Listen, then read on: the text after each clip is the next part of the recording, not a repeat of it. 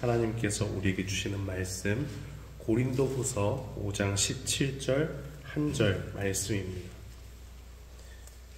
신약성경 고린도후서 5장 17절 말씀,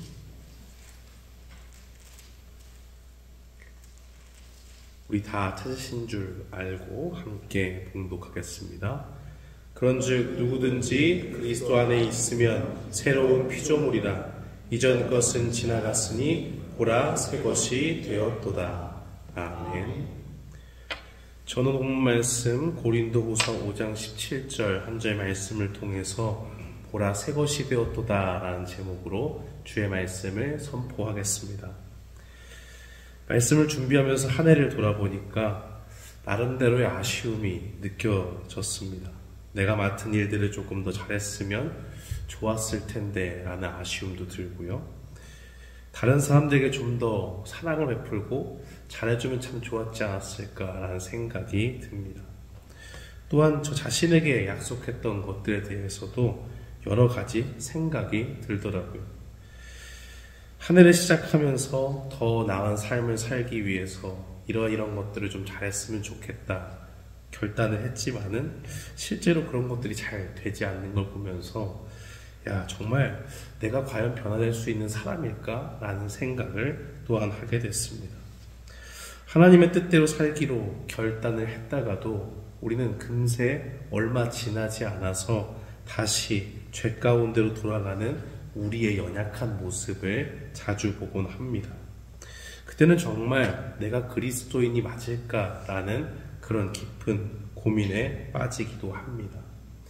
이 모양 저 모양으로 나의 부족함을 바라보면서 생각이 많아질 때 이제는 나도 새로운 마음으로 다시 주님을 따라 살자라는 그 결단을 할 수 없을 정도로 마음에 큰 어려움이 있을 때 하나님은 우리에게 무엇을 말씀할까요? 오늘 말씀에서 하나님은 우리가 새로운 피조물이 되었다라고 그렇게 증거하고 있습니다. 어떻게 하면 우리는 새로운 삶을 살 수 있을까요? 하나님의 말씀은 우리에게 그리스도 안에 있으면 새로운 피조물이다. 주님 안에 살면 된다라고 그렇게 증거합니다. 우리는 오늘 본문 속에서 그리스도 안에 있으면 이라는 말을 놓치지 말아야 됩니다. 그리스도 안에 있다는 말은 예수 그리스도를 구주로 믿는다는 뜻이지요. 우리는 어떻게 예수님을 주로 고백하게 될까요?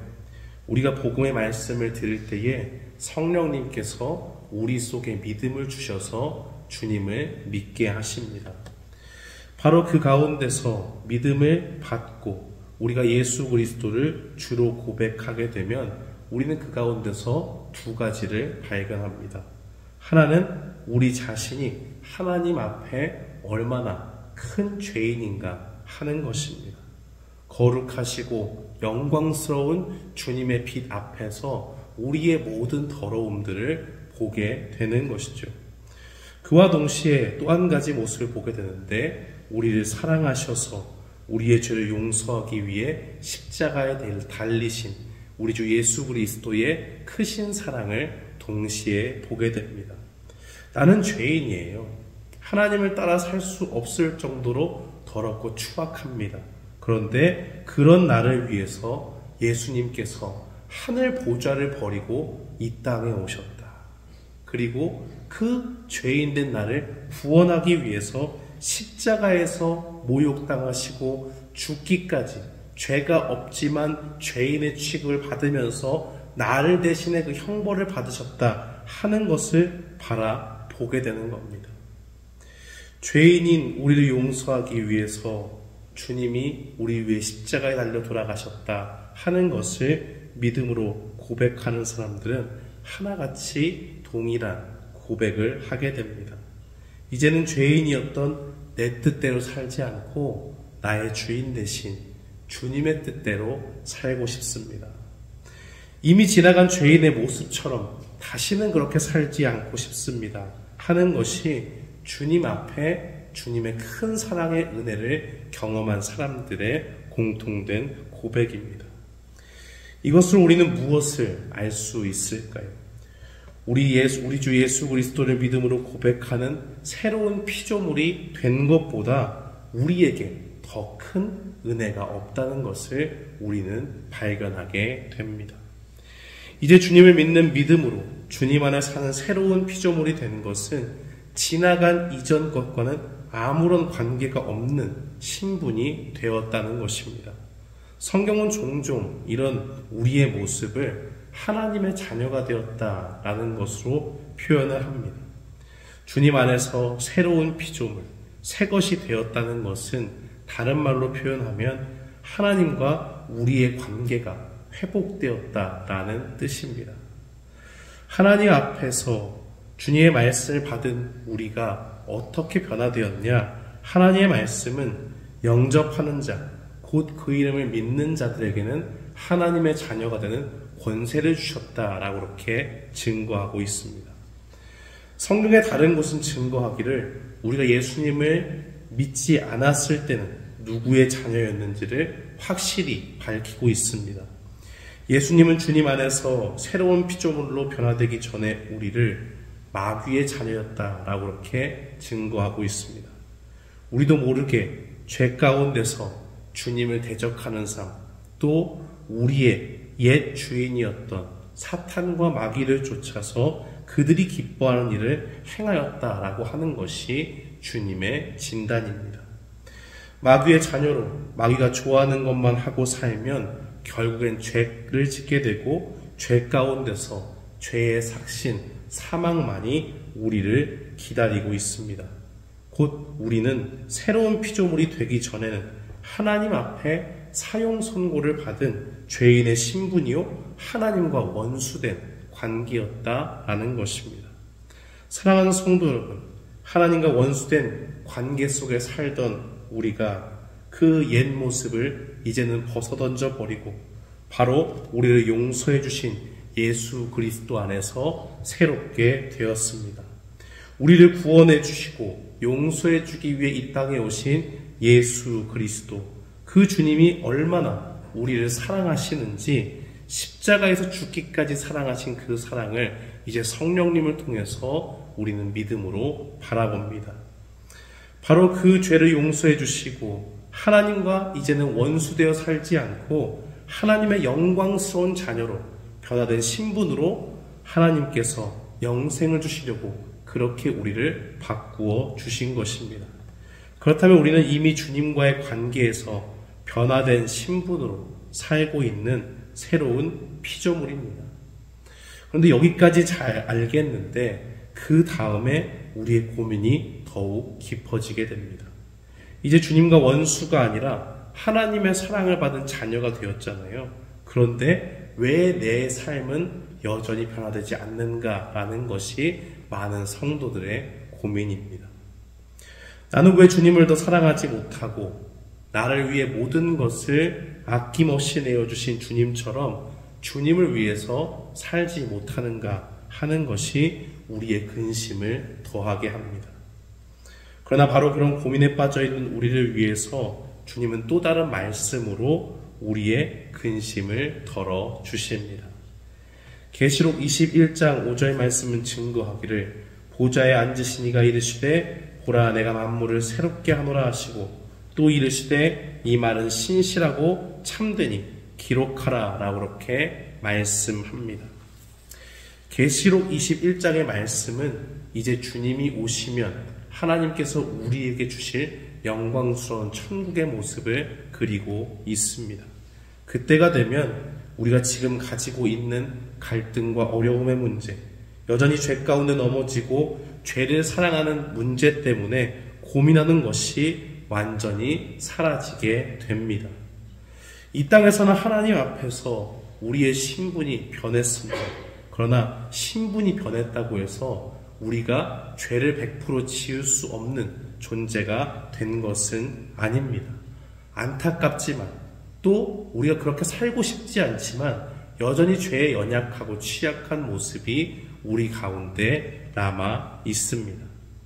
우리는 주님을 예배하고 열심히 찬양하고 기도하지만 이 땅에서는 불완전한 모습으로 죄와 싸우며 끊임없이 살아가야 하는 존재입니다.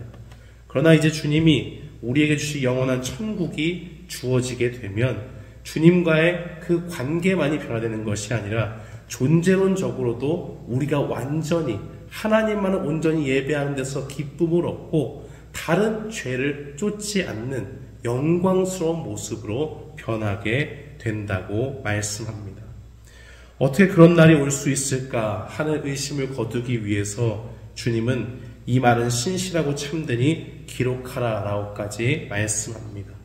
반드시 그런 날이 올 것이다 라고 말씀하시고 이 땅에서 끝까지 주님을 믿고 따르는 하나님의 백성들에게 그 기쁨의 날이 하나님의 말씀대로 확정적으로 반드시 임하게 될 것이다 라고 약속하고 계십니다. 사랑하는 성도 여러분, 주님의 말씀이 우리에게 이렇게 선포되었다면 우리는 이 땅 가운데 어떻게 사는 것이 주님 보시기에 기뻐하는 삶이 될까요? 우리는 두 가지를 기억해야 됩니다. 첫째는 우리가 정말 예수님을 구주로 믿는다면 우리를 변화시킨다고 약속하신 주님을 믿고 열심으로 기도해야 합니다. 정말 우리가 주님을 믿는다면 죄 가운데 허덕이고 넘어지는 나 자신만을 바라봐서는 안 됩니다. 아무런 변화의 가능성도 없는 이런 죄인을 구원하기 위해 주님이 오셨다면 그 죄인도 불러서 회개시키고 주님의 능력으로, 나의 능력이 아닌 주님의 무한하신 능력으로 우리를 변화시키시는 하나님의 능력이 존재한다는 것을 우리는 믿어야 합니다. 바로 그 믿음 가운데서 우리는 우리 자신을 우리에게 의탁하지 않고 하나님께 온전히 맡겨야 됩니다.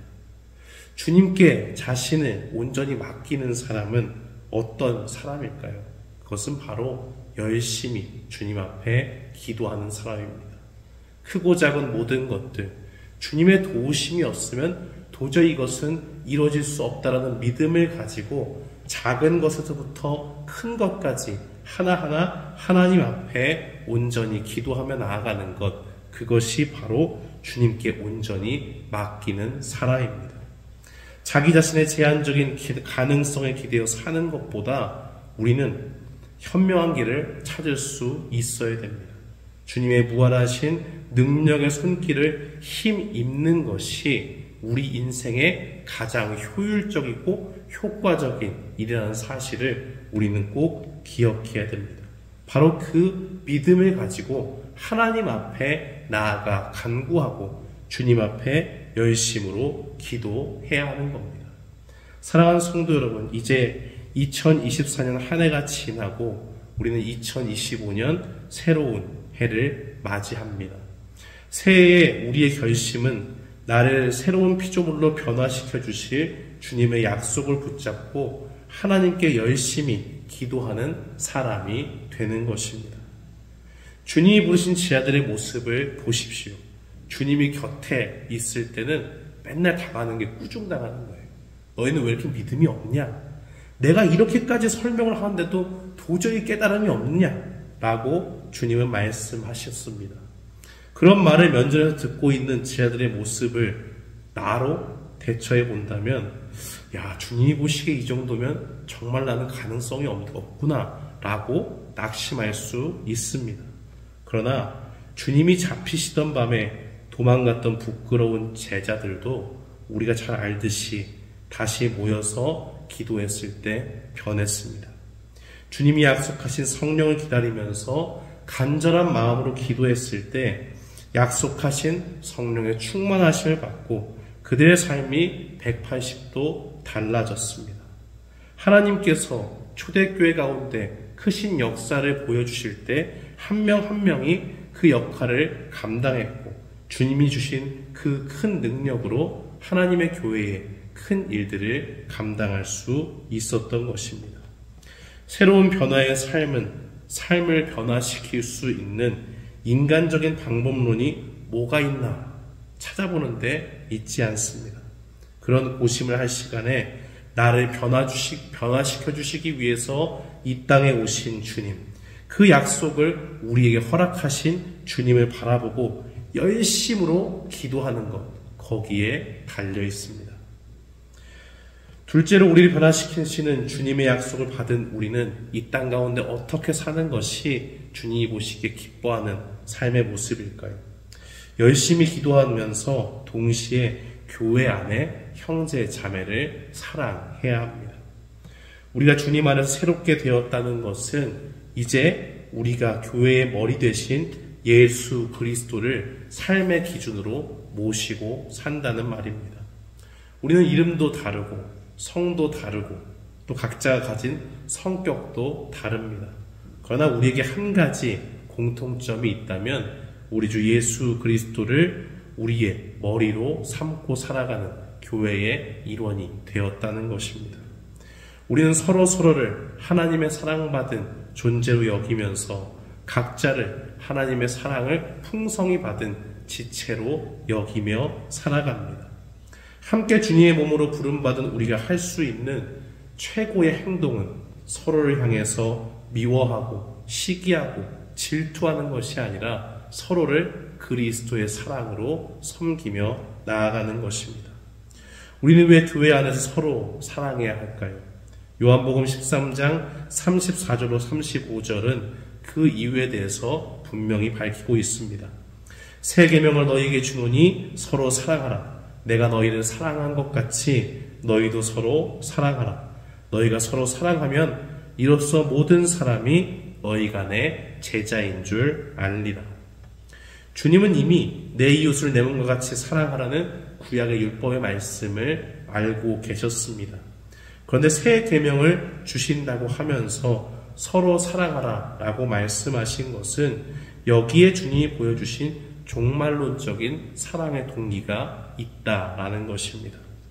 종말론적인 사랑의 동기는 주님이 나를 사랑하시듯이 내 옆에 있는 지체들을 사랑하셔서 이제 우리가 주님 안에서 한 몸이 되었고 곧 영원한 생명을 함께 얻고 구원의 선물을 함께 받을 하나님의 자녀라는 데 있습니다. 일반 사람들도 세상을 살아가면서 이런 얘기합니다. 야, 이 세상에 남는 거 좋은 친구 있어도 다 필요 없고 결국에 남는 거 가족밖에 없다. 세상의 그 어떤 공동체보다도 끈끈하게 뭉칠 수 있는 공동체, 그 최소 단위가 결국에는 가족이라는 것을 일반 사람들도 알고 있습니다.